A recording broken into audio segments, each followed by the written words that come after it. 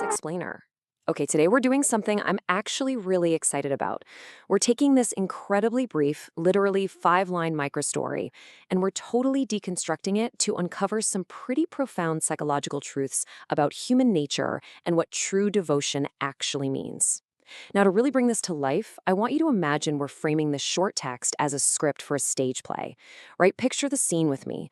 We are right in the middle of a super busy park during peak autumn. Think golden and red leaves swirling around in this crisp breeze, people bustling by doing their thing. But our focus is solely on two characters who are navigating this sudden, high-stakes emotional collision. Let's just dive straight into our source text with this opening line. Right off the bat, this stage direction sets a completely fascinating baseline. There was a boy was following a girl always. Now look really closely at that word always. It instantly establishes this vibe of intense, almost relentless pursuit.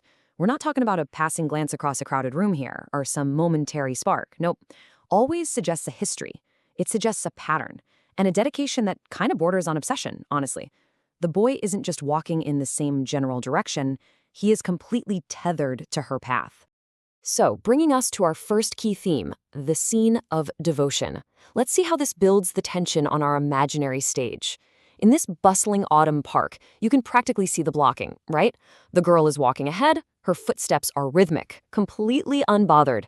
Meanwhile, the boy trails behind, and his pace is entirely dictated by hers. It completely sets the stage for an encounter that's about to challenge the very nature of this guy's supposed commitment. Like, is he a truly dedicated romantic, or is he just easily captivated?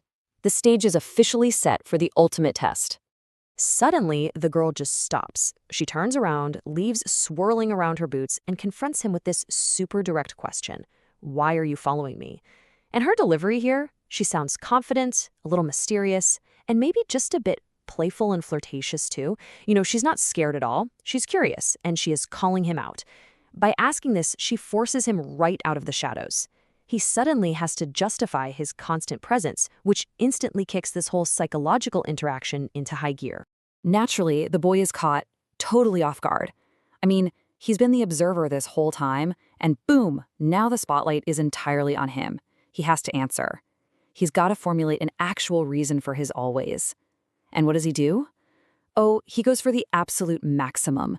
He swings for the fences with a seriously bold declaration.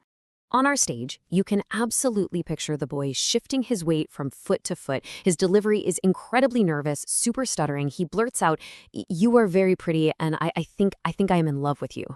What's absolutely fascinating here is the juxtaposition. He starts with this purely physical, superficial attraction, right? Like anyone can see she's pretty. But then he instantly escalates to this massive, weighty, emotional claim. He completely conflates just looking at something beautiful with deep, abiding love, setting his own bar impossibly high. Now, most people, if they heard a stuttering, nervous confession of love in a beautiful autumn park, they might blush, they might say thank you, or, politely decline. But our confident, mysterious girl, she does something entirely different. Instead of just accepting his grand declaration, she engineers this brilliant countermaneuver. She literally builds a psychological trap right there on the park path just to test his absolute sincerity. It's a genius, 3-part strategy.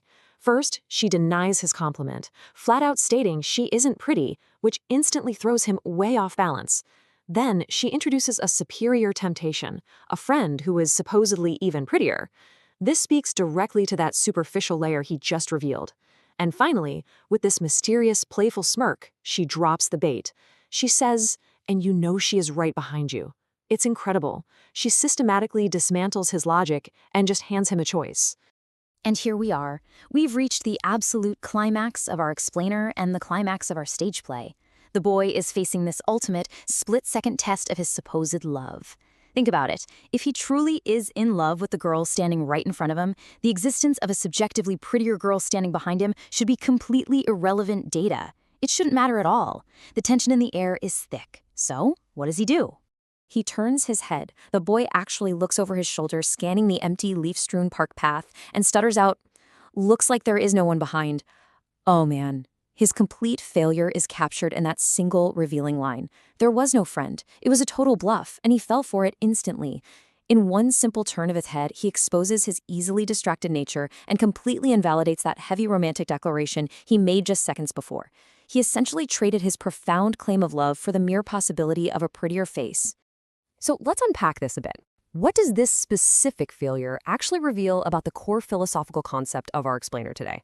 We are really talking about defining true devotion here. See, the boy thought devotion was simply the act of always following, but the girl knew that true devotion isn't about proximity at all. It's about focus.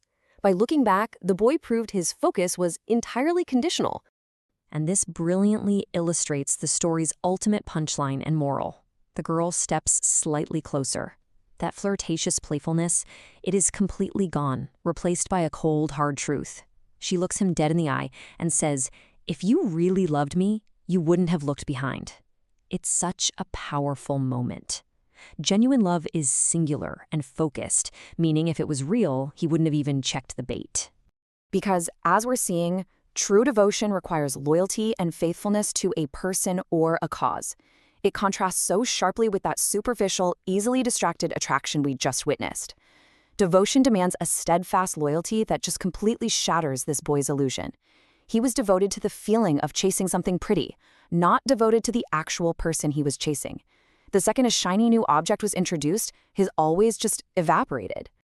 It really makes you think about how often we might confuse superficial attraction or even just habitual following with genuine commitment in our own lives, whether that's in our relationships, our careers, or our big goals. So I want to leave you with this. Is your devotion truly blind, or are you just waiting for someone to tell you to look behind? Thank you so much for exploring this micro story with me. Next time you make a bold declaration, remember to keep your eyes facing forward.